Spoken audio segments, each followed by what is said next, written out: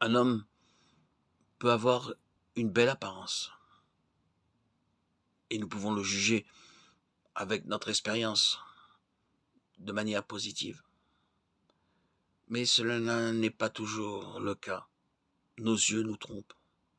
Nous pouvons voir cet exemple avec Samuel, qui était un prophète de Dieu, 1 Samuel 16, 7, et qui considérait Eliab, le fils aîné d'Ishaï, comme futur roi, alors que Dieu l'avait rejeté.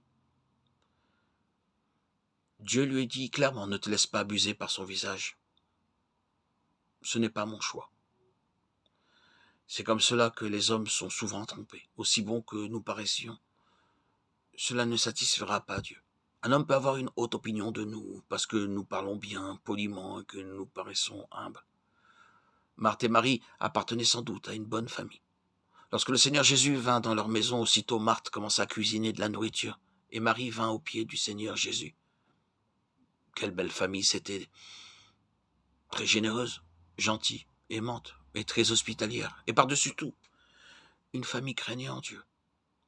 Mais le Seigneur Jésus avait vu quelque chose que personne d'autre ne pouvait voir. À moins qu'un homme ne devienne entièrement nouveau, il ne peut recevoir l'amour, la puissance et la grâce de Dieu.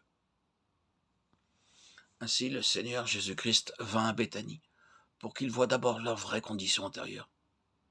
Ce n'est qu'ensuite qu'il pourra les bénir.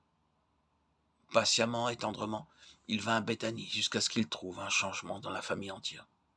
Le Seigneur Jésus-Christ, très tendrement, vient à nous aussi, encore et encore, jusqu'à ce que toute chose soit nouvelle, car toute chose doit venir de lui. Et tout cela vient de Dieu. 2 Corinthiens 5, 18.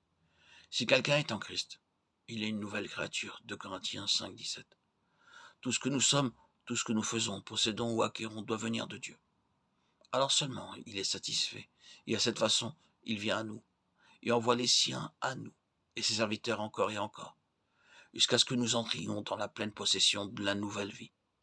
Alors notre oui devient un oui et notre non devient un non, et chacun de nos pas sera contrôlé par lui. Cela prend du temps, mais le Seigneur connaît toutes nos difficultés et très tendrement vient à nous, toujours à nouveau.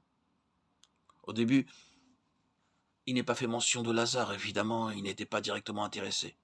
C'était un homme très bien, il n'y avait rien à dire contre lui, car il était honnête et travailleur, ainsi qu'un bon frère. Nous savons cela parce que Marthe et Marie pleuraient beaucoup sur lui quand il mourut. S'il avait été un mauvais homme, personne n'aurait pleuré sur lui.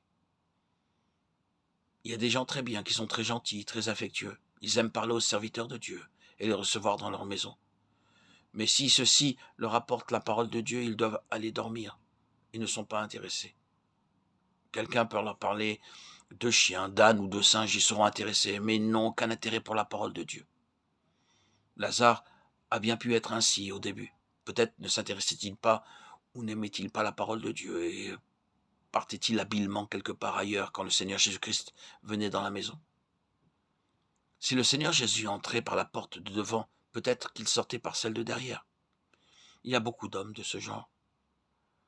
Vous ne pouvez trouver aucune faute en eux, car ce sont des gens bien, bons et travailleurs. Mais de toute manière, ils n'ont aucune faim ou soif des choses de Dieu. Ils trouvent toujours des échappatoires, des moyens de s'éloigner.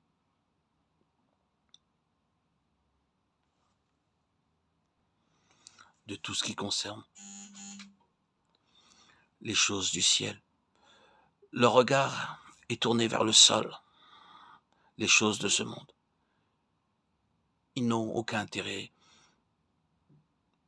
à lever les yeux. Quelle perte, quel gâchis. Ils échangent la terre avec la parole, le ciel. Ils ne pourront donc pas changer, devenir de nouvelles créatures, rester en Christ et vivre en Christ.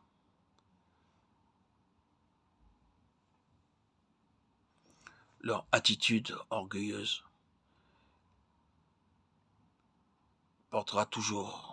ils porteront toujours leur regard vers le sol et refuseront de rencontrer Dieu.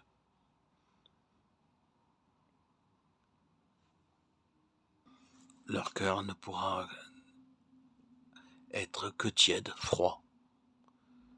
Il ne pourra pas brûler pour l'amour de Dieu. Ils ne pourront pas connaître cette joie de vivre de la présence de Dieu et de son amour.